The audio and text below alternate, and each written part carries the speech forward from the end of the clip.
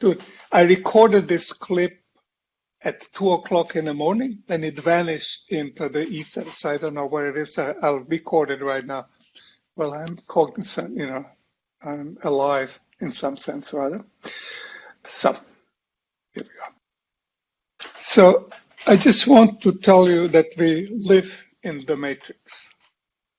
Everything is a matrix. So recall what eigenvectors of translation operator were. They're a really simple idea.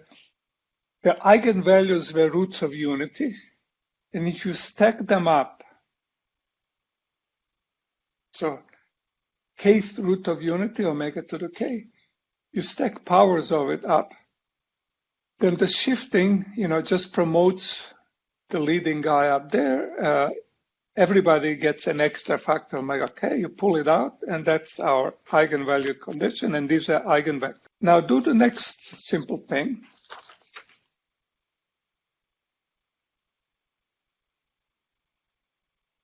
Look at a matrix with two indices, n by n matrix. This index is going from 0 to n minus 1, which is simply our primitive root omega. That was the simplest nth root of unity, just raised on product of this eigenvalue. Nothing could be simpler. And stick in front of it 1 over square root of n, the number of entries. Now, if I write this matrix out, then when j or k are 0, then this is just 1. So I find either row or column of 1s.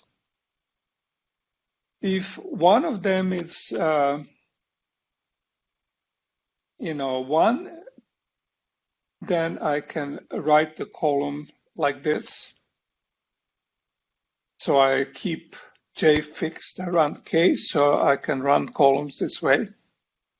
And I look at these columns and say, well, look at this. These are my eigenvectors. So if I take my eigenvectors and as a columns and stack them side by side, I produce a matrix. Now, you might not like my columns. You live in a world where rows are dominant. If I look at the rows, they're also eigenvectors. And this has to do with property that, Hermitian conjugate of eigenvector is also eigenvector. So this is a beautiful matrix. And it's unitary matrix because if I take that matrix and I multiply it by Hermitian conjugate, which means I flip everybody and take Hermitian conjugate of number omega, but this is pure phase, so it just gets minus sign every place.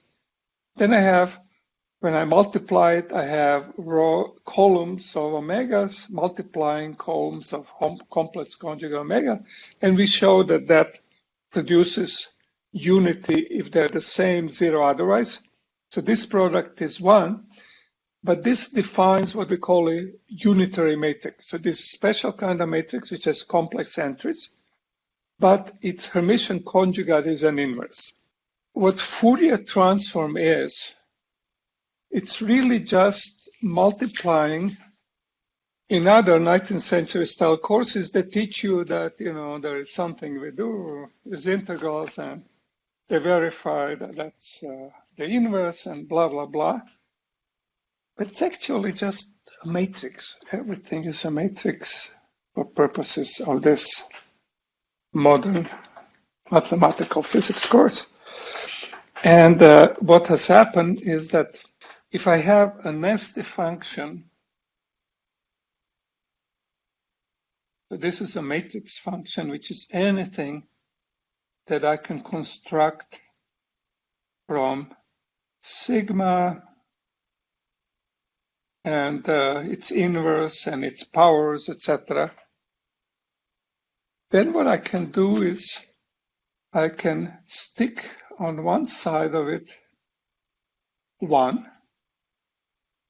This is n by n matrix.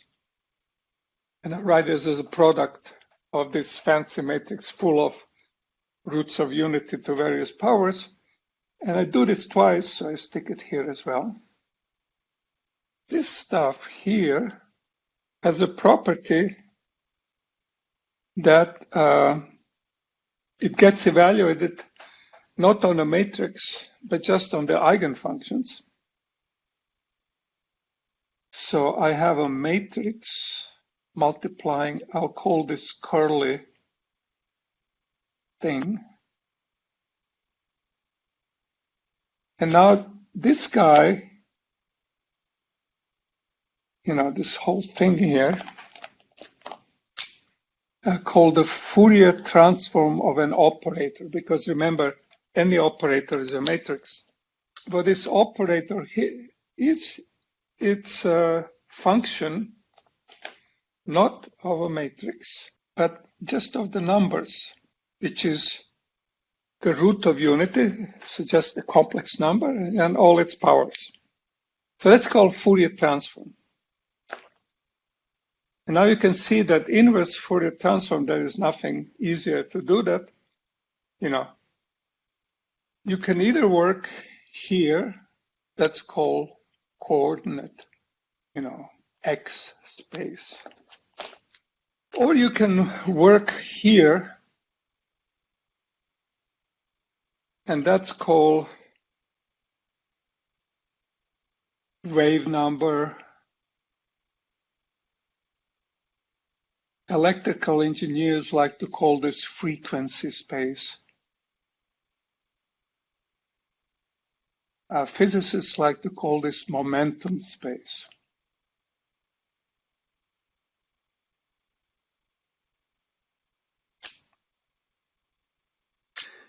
And momentum space, it's either wave number k or properly rescaled for continuum limit quantity, which can be identified as momentum in Hamiltonian formulation of physical problems.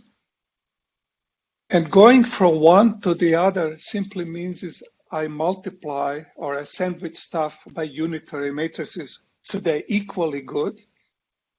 And some things are computed easier in this place. So if something just depends on configuration, you like to do it here.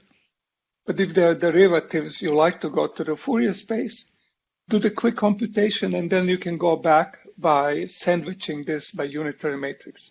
So everything is matrix. Fourier transform is so simple, so easy. It's, the inverse Fourier transform simply means that I go from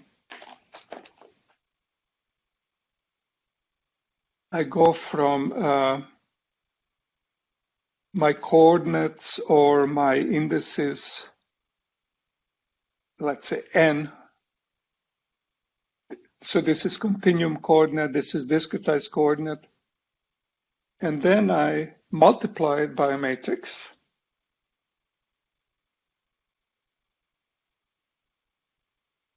And I end up in momentum, or omega, or whatever it's called, or k wave number. So this is position, this is dual space. And then if this is a math course, then I will put a line here and even some other line here, and I'll say, well, to go back, I just multiply by the inverse matrix. So cycling between Fourier space and ordinary space is nothing. It's very easy. And another miracle happens, which was only discovered in the 60s, when people seriously had to think about, computation computers. It turns out that if the dimension of this matrix is a prime to some power, for example, 2 is a number prime to some power, you can speed up the multiplication, because it looks like now I have to multiply by n matrices.